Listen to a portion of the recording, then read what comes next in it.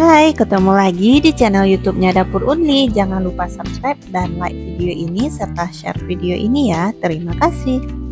Hari ini aku akan bikin puding stroberi lapis, di mana lapisnya itu ada 6 lapis, ada stroberi dan ada juga lapisan santannya. Mau tahu cara bikinnya? Yuk tonton terus videonya, jangan di skip agar tidak ketinggalan step by stepnya.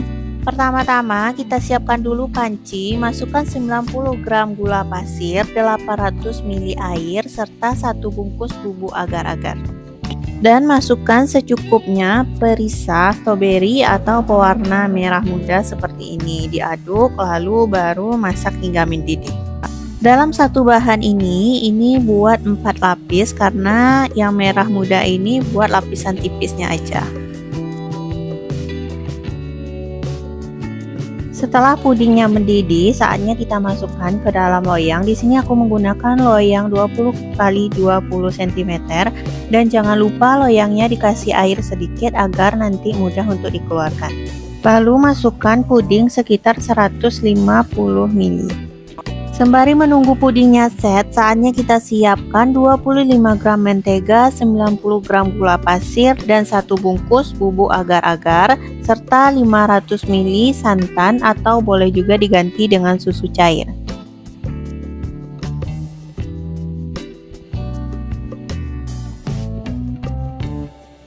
Diaduk hingga merata, lalu kita masak hingga pudingnya mendidih.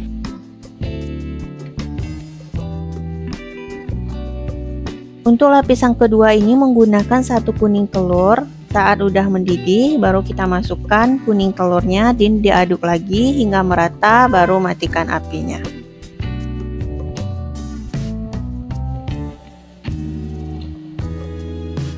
Setelah pudingnya mendidih, saatnya kita tuang di atas puding lapisan pertama yang udah kita tunggu hingga set tadi. Masukkan semua adonan, kira-kira itu 500 ml. Dan tunggu lapisan kedua hingga setengah mengeras. Sembari pudingnya set, kita bikin dulu untuk lapisan keempatnya. Di sini bahan-bahannya aku menggunakan 90 gram gula pasir, 1 bungkus bubuk agar-agar, serta 500 ml santan atau bisa diganti dengan susu cair.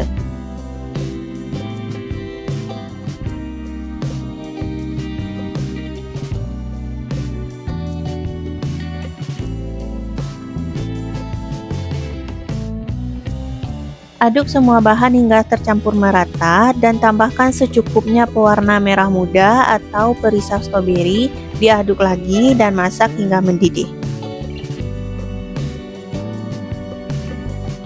Setelah puding lapisan keempat mendidih, kita tunggu dulu hingga dingin dan saatnya kita lihat lagi lapisan kedua tadi. Kalau udah setengah mengeras, saatnya kita masukkan lapisan ketiga. Untuk lapisan ketiga kita menggunakan puding sisa dari lapisan pertama tadi, dimasukkan 150 ml. Setelah puding lapisan ketiga set, saatnya kita masukkan puding lapisan keempat yang udah kita bikin sebelumnya. Kita masukkan secara perlahan seperti ini agar pudingnya tidak bocor atau merembes ke bawah.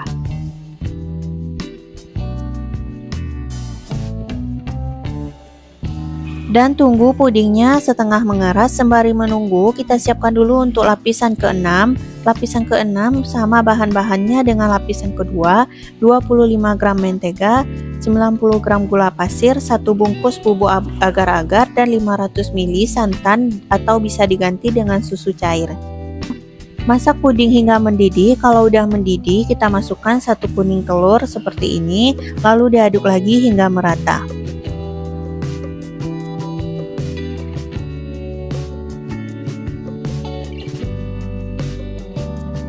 Jika udah mendidih, kita tunggu dulu hingga pudingnya dingin. Saatnya kita lihat lagi lapisan keempat udah setengah mengeras atau belum. Kalau udah, saatnya kita masukkan lapisan kelima dengan sisa puding yang pertama tadi. Masukkan sekitar 150 ml puding stroberi. Puding lapisan kelima udah mengeras, saatnya kita masukkan puding lapisan keenam yang udah kita siapkan sebelumnya. Masukkan secara perlahan seperti ini, kira-kira sebanyak 500 ml.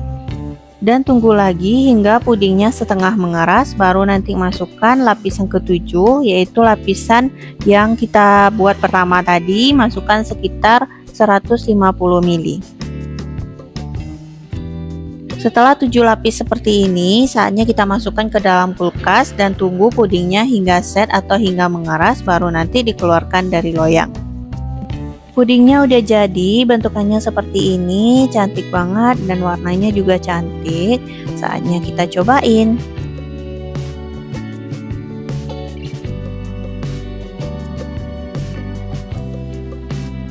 Setelah dipotong, ini puding stroberi lapisnya ada 7 lapis dan warnanya juga cantik. Ada perpaduan puding santan dan puding stroberi. Ini cocok banget dijadikan sebagai cemilan di rumah atau bisa juga dijadikan sebagai ide jualan.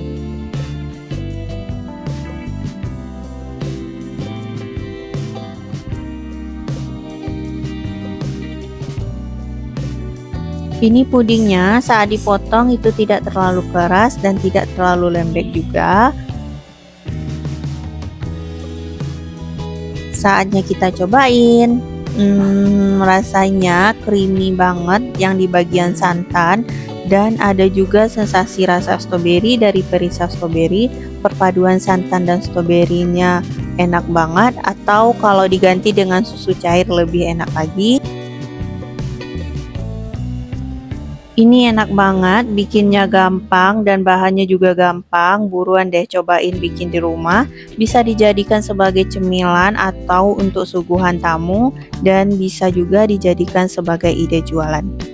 Terima kasih telah nonton channelnya Dapur Unli. Semoga video ini bermanfaat dan sampai ketemu lagi di video berikutnya.